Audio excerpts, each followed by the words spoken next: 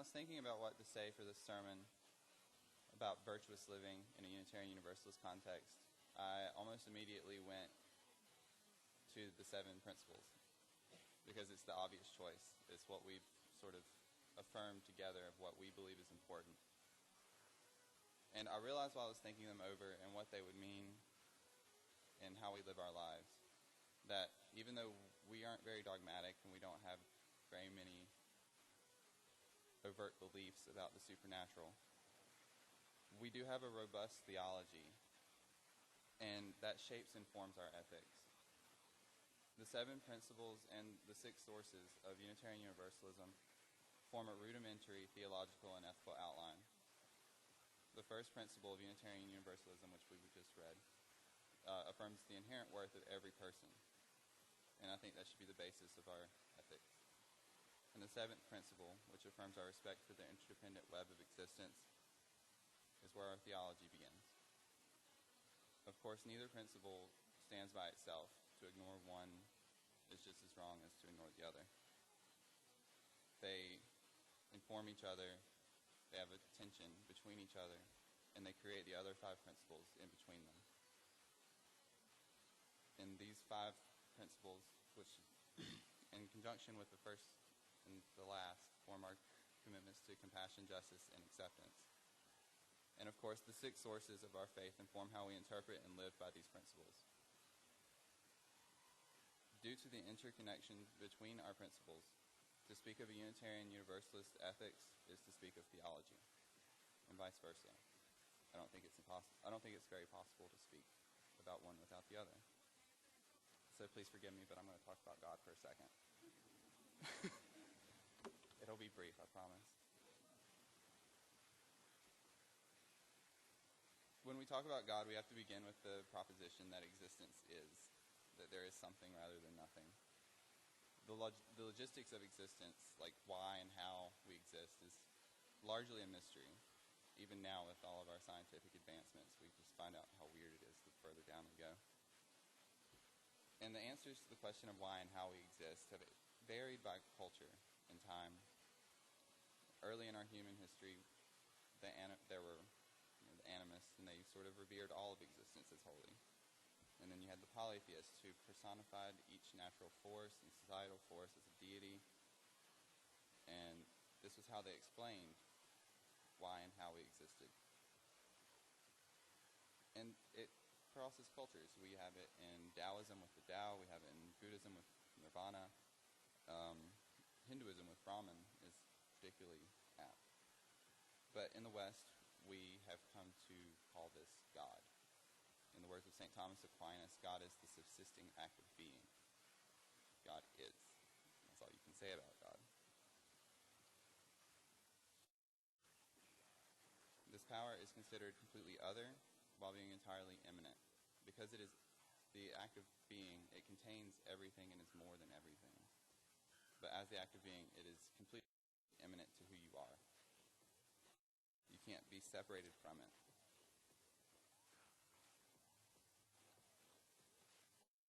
It is a fact of nature that within this act of being, all things are interconnected. And this is where our 7th principle comes in. Everything influences and affects everything else. Many ways. There's the subtle ways, there's the physical, the causal, relational, personal, subatomic, chemical, which shows that everything that exists now, has existed, or will ever exist is interconnected in one giant metaphorical web of existence. And I think this is our symbol of God.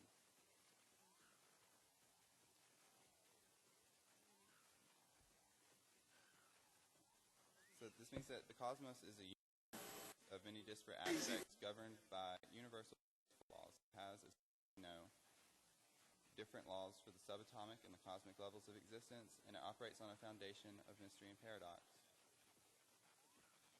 Things are, for the most part, undirected, completely free to do what they want, but we still have all of this order around us. Our origin in the act of existence itself is a mystery that defies logic. And this interconnected web of existence, this power of being that seems to defy explanation, is the only proper object of veneration. It is God, the Brahman, Tao, the universe, the good, call it what you will. The name isn't particularly important. Ralph Waldo Emerson discovered this principle of underlying unity in the 19th century through his exploration of Eastern religions, particularly Hinduism. And he wrote, in The Oversoul, the supreme critic on the errors of the past and the present of that which must be is that great nature in which we rest. That unity, that oversoul, within which every man's particular being is contained and made one with all other. That common heart of which all sincere conversation is the worship, submission, that overpowering reality which confutes our tricks and talents and constrains everyone to pass for what he is and to speak from his character and not from his tongue, and which evermore tends to pass into our thought and hand and become wisdom and virtue and power. As he so eloquently expresses, it is due to our place within the web of existence that goodness impresses itself upon us in the form of virtues like wisdom, compassion, and justice. To live as one being among many, as only one small part of being itself, requires us to live with wisdom and compassion, to strive for justice and recognize the inherent worth of others. When a person recognizes that we are all manifestations of the one, essentially equal in our relation to that great mystery and connected to one another by our very existence, justice and compassion become the overwhelming guiding principles of life. To do good for another is to do good for oneself. To harm another is to harm oneself, and vice versa. The act of being commands that we love our fellow beings as ourselves by its nature. As Unitarian Universalism's ethics are heavily informed by the two major virtues of compassion and justice. Compassion for the suffering of others leads to a commitment to justice, while that same sense of justice evokes compassion for the downtrodden. The two concepts are codependent, encourage, and temper one another. With an emphasis on the worth of every person, Unitarian Universalism urges us to strive for the best possible existence for all people. We engage with the larger cultures, heeding the voices of the prophets of every age. That's our second source. Confronting the powers and structures of evil in order to right the wrongs of the oppressed and create an equitable and just society. However, our prophetic duty doesn't allow us to condemn the villain out of hand. Our sense of justice must be tempered by compassion, and we should seek to understand the motives and the reasons of the oppressor in order to help heal the brokenness that resulted in his immoral behavior, to help him repent and atone. As equal participants in the interdependent web, it is a duty to confront immorality and evil in order to create a better world for ourselves and for others. We must perform the healing of the world through radical acceptance, forgiveness, and a sense of compassion, which leads to justice for the oppressed and suffering. If only one person suffers injustice, all are affected. The interdependent nature of existence requires positive moral social action and implies that the destiny shared by one will be shared by all. As the Reverend Forrest Church taught, this is the true meaning of the terms Unitarian Universalism. We are part of one reality, and therefore we share a common destiny. It is for this reason that we must create a world community with peace, liberty, and justice for all people.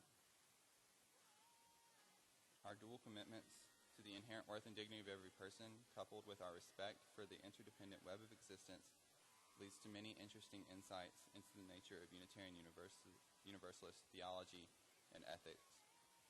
It is vital that we put our beliefs and values into action, for as St. James said, faith without works is dead. Our reverence for existence and our belief in the worth of the individual should lead to meaningful prophetic work and a real sense of the sacred in all of our endeavors. This will require some introspection on our part about every aspect of our lives, from personal, everyday run-of-the-mill activities to how we vote. How do our eating habits, for instance, affect the planet, cause suffering to billions of people and animals? Do the places I shop exploit their employees in third world countries to destroy the environment, or destroy the environment through irresponsible practices? Our government's foreign and economic policies are responsible for the death and suffering of innocent people around the world. How do the ways we vote contribute to that, and how do we go about fixing our political system? How does our economic system exploit the poor in favor of the wealthy, and what can we do to address this systemic injustice? These systemic political and economic injustices are the civil rights issues of our times, and I didn't even touch on racism or homophobia or transphobia or misogyny. They're complicated issues, and they're largely out of our individual control. There may not be a right or an easy answer, but part of being a virtuous Unitarian Universalist, or a virtuous person, requires us to consider these issues, both for our own good and for the good of others, and ultimately to act on our conscience, even if that action is only to be a voice in the wilderness. Our fourth source states that we respond to God's love. But like the lawyer who questioned Jesus on this teaching, we have to ask, who is my neighbor? What does it mean to love my neighbor as myself?